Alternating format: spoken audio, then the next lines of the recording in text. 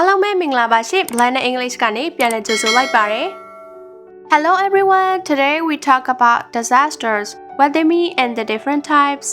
It's a great topic for learners of all levels. Let's begin. So,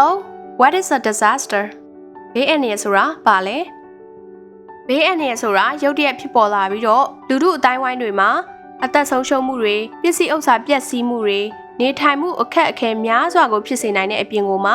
ဒေသခံအဖွဲ့အစည်းတွေရဲ့စွမ်းဆောင်မှုကိုကျော်လွန်ပြီးအရေးပေါ်ကူညီမှုတွေလိုအပ်တဲ့ကြီးမားတဲ့အဖြစ်အပျက်မျိုးကိုဆိုလိုပါတယ်။အဓိကအဖြစ်ဘေးအန္တရာယ်မှာအုပ်စု၄ခုရှိပါတယ်။ Natural disasters,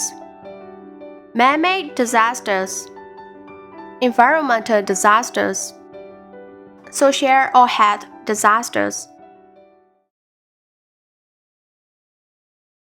သဘာဝဘေးအန္တရာယ် natural disasters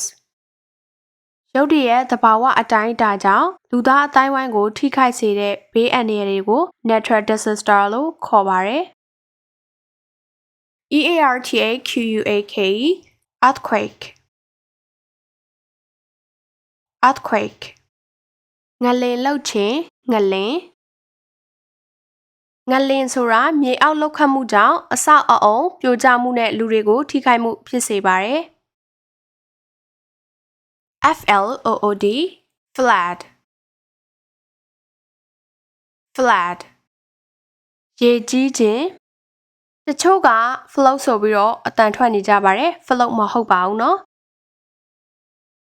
ရေကြီးခြင်းကနေအိမ်တွေလမ်းတွေစိုက်ပျိုးမြေတွေကိုပျက်စီးစေတဲ့အပြင်လူတွေရဲ့အသက်အန္တရာယ်ရှိစေတတ်ပါတယ် HURRICANE hurricane hurricane TYPHOON typhoon typhoon လေပြင်းမုန်တိုင်းလေတိုက်နှုန်းအရမ်းမြန်ပြီးတော့မိုးလဲတဲထန်စေတဲ့မုန်တိုင်းကြီးတွေဖြစ်ပါတယ်ဒီမှာတူညီတဲ့မုန်တိုင်းအမျိုးအစားဖြစ်ပေမဲ့လည်းဖြစ်ပေါ်တဲ့ဒေတာပေါ်မူတည်ပြီးတော့နာမည်ကွဲခေါ်ကြပါတယ်ဆိုင်ကလုန်းလို့လည်းသိကြပါတယ် TORNADO tornado tornado လေဆင်နှာမောင်းမိုးကြီးမုန်တိုင်းတွေကနေလေပြင်းကြီးလေမြန်စွာလဲလှယ်သွားနေတဲ့မုန်တိုင်းပုံစံဖြစ်ပါတယ်အိမ်တွေတစ်ပင်တွေရေတွေကိုတခဏအတွင်းမှာဖျက်ဆီးပစ်နိုင်ပါတယ်ရှင့် TSUNAMI tsunami tsunami tsunami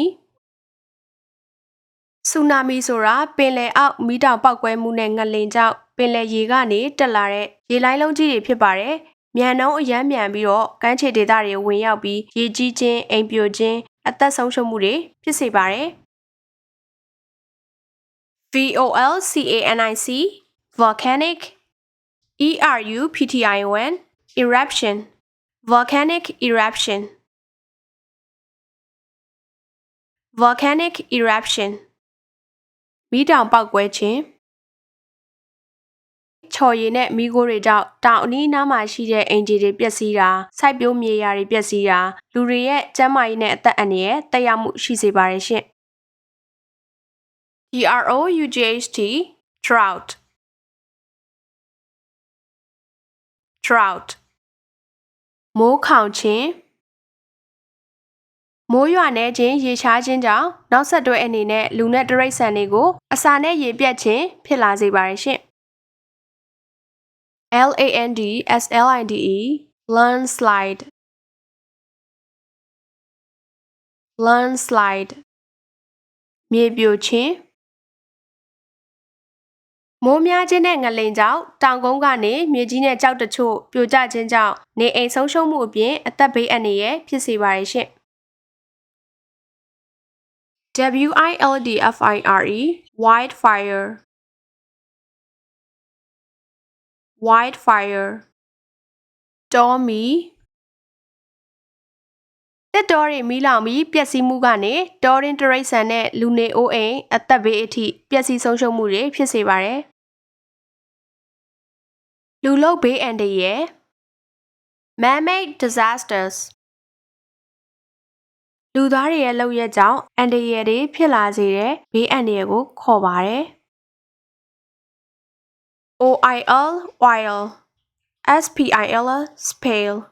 oil spill oil spill ရေနံယိုဖိတ်မှု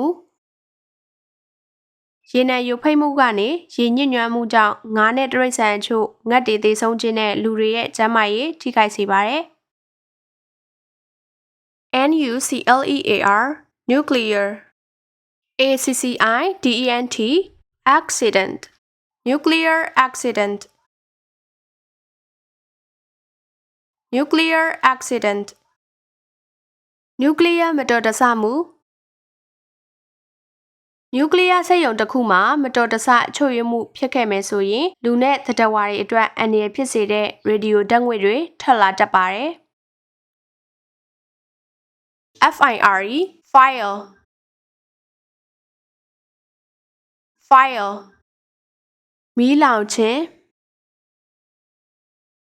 မြို့တွေမှာပဲဖြစ်ဖြစ်အဆောက်အဦထဲမှာပဲဖြစ်ဖြစ်မီးလောင်မှုကလူနေအိမ်တွေကိုအပျက်အစီးပြင်အသက်ဘေးအန္တရာယ်အထိဖြစ်စေပါတယ်ရှင့်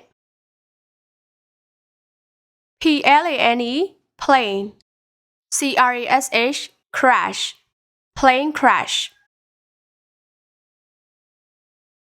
plane crash လေယာဉ်ပြတ်ကျခြင်း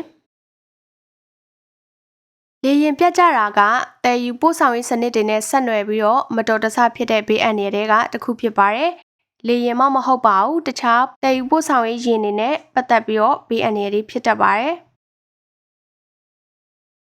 TERRORIST terrorist ATTACK attack terrorist attack terrorist attack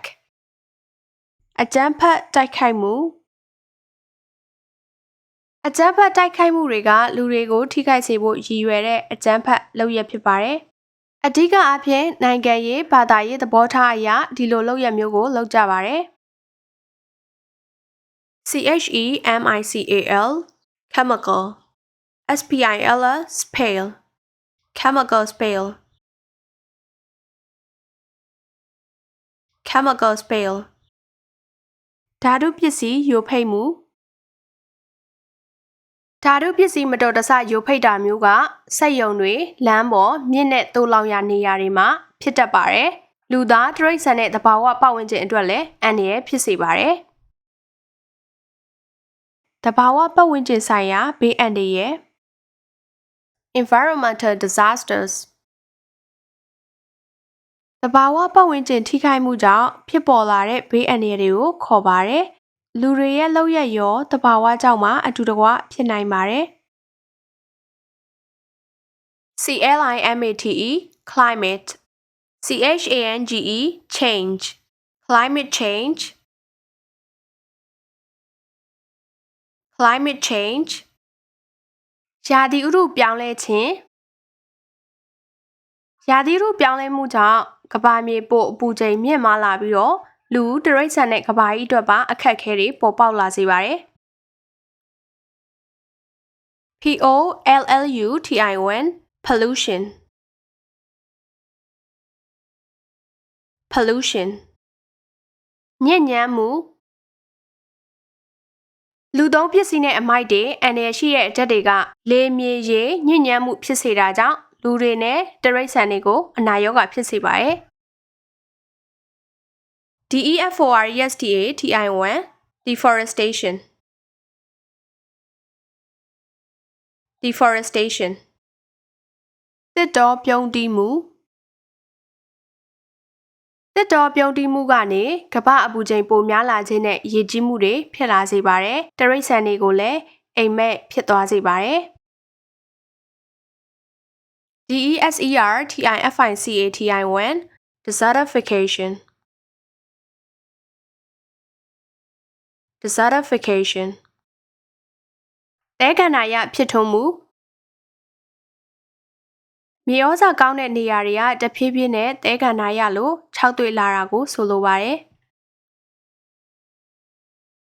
EXTINCTION extinction extinction မျိုးတုံးခြင်းမျိုးတုံးခြင်းဆိုတာတရိษံဒါမှမဟုတ်အပင်မျိုးစိတ်တွေလုံးဝပျောက်ကွယ်သွားတဲ့အခြေအနေကိုဆိုလိုပါတယ်လူမှုဘဝကျန်းမာရေးဆိုင်ရာဘေးအန္တရာယ် social or health disasters လူအဖွဲ့အစည်းတွင်လူထုကျန်းမာရေးနှင့်လူမှုရေးအခြေအနေတွေကိုထိခိုက်စေတဲ့ဘေးအန္တရာယ်တွေဖြစ်ပါတယ် pandemic pandemic pandemic ကမ္ဘာကပ်ရောဂါကမ္ဘာကပ်ရောဂါဆိုတာအလွန်မြန်မြန်ပြန့်ပွားတဲ့ရောဂါတစ်ခုဖြစ်ပါတယ်ဒါကတနိုင်ငံထဲမှာပဲမဟုတ်ပဲကမ္ဘာတဝန်းမှာလူအများကိုထိခိုက်စေနိုင်ပါတယ် famine famine famine ငတ်မွတ်ခေါင်းပါခြင်း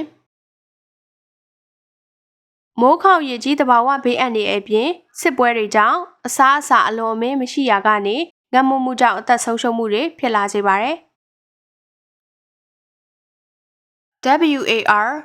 war war စစ်ပွဲတချို့ကဝါလို့အတန်ထွက်ကြတယ်ဝါမဟုတ်ပါဘူးနော်စစ်ပွဲဆိုတာကနိုင်ငံတစ်ခုနဲ့တစ်ခုသမ္မတအုပ်ချုပ်ရေးနဲ့အခြားအဖွဲ့အစည်းကြားမှာဖြစ်တဲ့တိုက်ခိုက်မှုကြီးပဲဖြစ်ပါတယ်မြို့ပြအဆောက်အအုံနဲ့အသက်ဆုံးရှုံးမှုတွေဖြစ်လာစေပါတယ် refugee refugee crisis crisis refugee crisis refugee crisis ဒုက္ခသည်ပြဿနာစစ်ပွဲသို့မဟုတ်တဘာဝဘေးအန္တရာယ်တွေကြောင့်လူအများပြားနေရက်ကိုဆုံးခွာပြီးတော့အခြားနိုင်ငံတွေကိုလုံခြုံရေးအတွက်ထွက်ခွာသွားတဲ့အခြေအနေမှာအစာရေစာရှားပါမှုနေရက်မရှိကာကွယ်မှုမရှိတဲ့အခြေအနေမျိုးကိုဆိုလိုပါတယ် mental mental health health crisis crisis mental health crisis mental health crisis စိတ်ကျန်းမာရေးပြဿနာလူတစ်ယောက်ကဘဝကိုမရှင်သန်ချင်တော့ဘဲနဲ့ကြောက်ရွံ့မှုမျောလင့်ချက်မရှိမှုဆုံးလို့ချင်စိတ်တွေနဲ့ပဲခံစားနေရတဲ့စိတ်အခြေအနေကိုဆိုလိုပါတယ်ဒီအခြေအနေကနေသက်သာအောင်လိုအပ်တဲ့စောင့်ရှောက်မှုနဲ့အရေးပေါ်အကူအညီတွေလိုအပ်ပါတယ်ကဲဒါဆိုရင် Stella နဲ့အတူအဓိကဘေးအန္တရာယ်၄မျိုးကိုအတန်အတွက်မှန်မှန်တေချာအတိတ်ပဲနားလဲစွာနဲ့မှတ်မိကြမယ်လို့မျှော်လင့်ပါတယ်ရှင် Thanks for watching. Today we learned about disasters and different types. I hope this lesson helped you understand these important words in English. If you liked the video, don't forget to like, subscribe and share with your friends. Thanks for watching and see you next time.